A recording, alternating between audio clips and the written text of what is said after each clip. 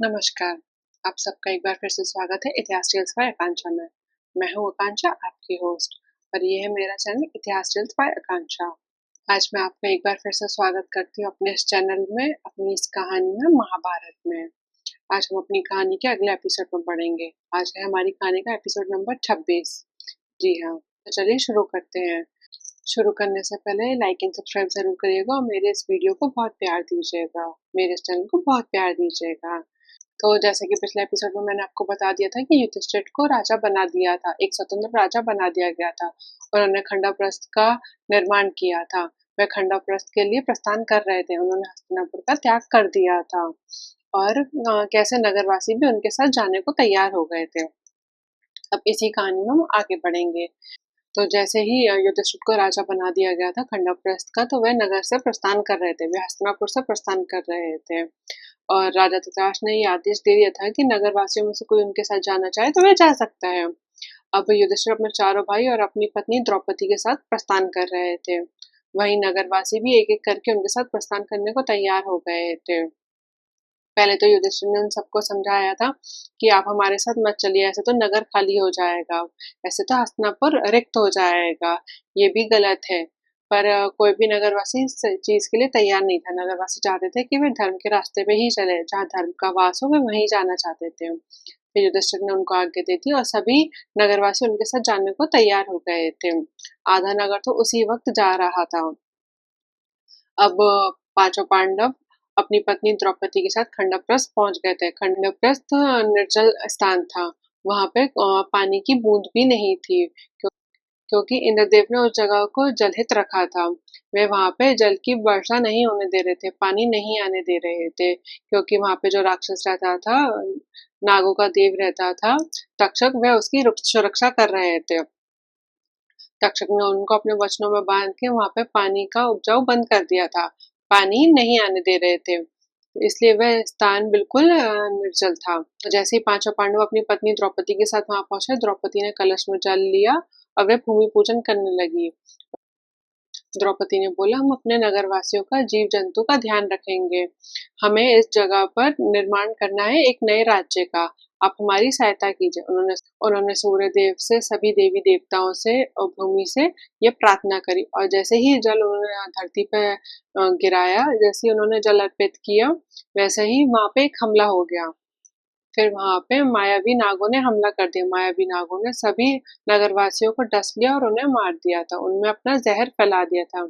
ये देख के पांचों पांडव और द्रौपदी को बड़ा क्रोध आया था, क्योंकि नगरवासी तो निर्दोष थे, उनकी मृत्यु हो गई थी।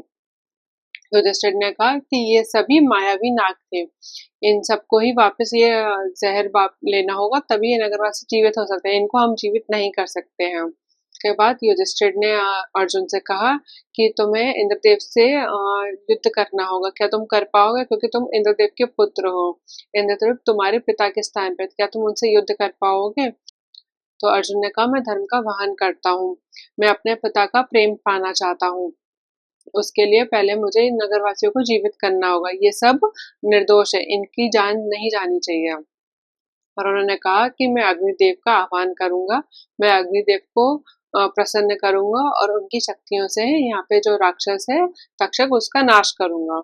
अब उन्होंने अग्निदेव को प्रसन्न करने के लिए अनुष्ठान किया और अग्निदेव उनसे प्रसन्न हो गए।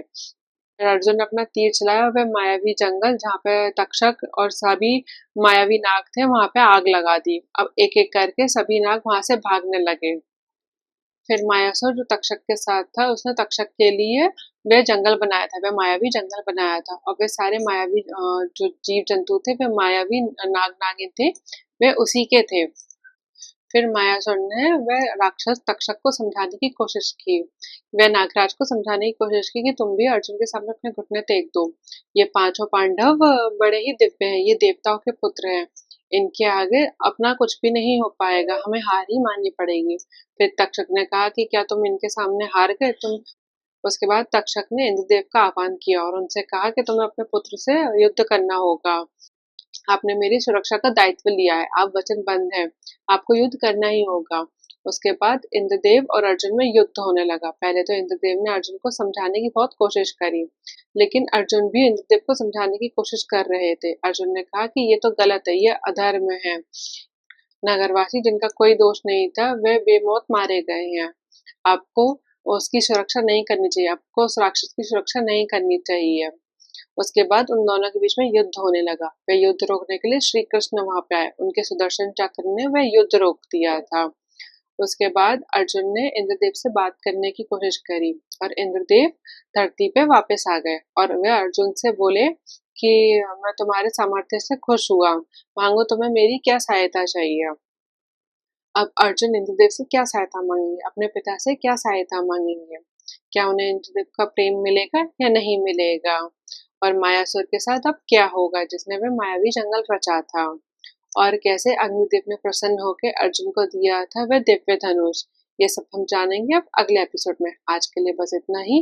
मैं मिलूंगी आपसे कल नेक्स्ट एपिसोड में। तब तक के लिए आप सब अपना ध्यान रखिएगा, मेरे इस चैनल को बहुत प्यार दीजिएगा। Thank you.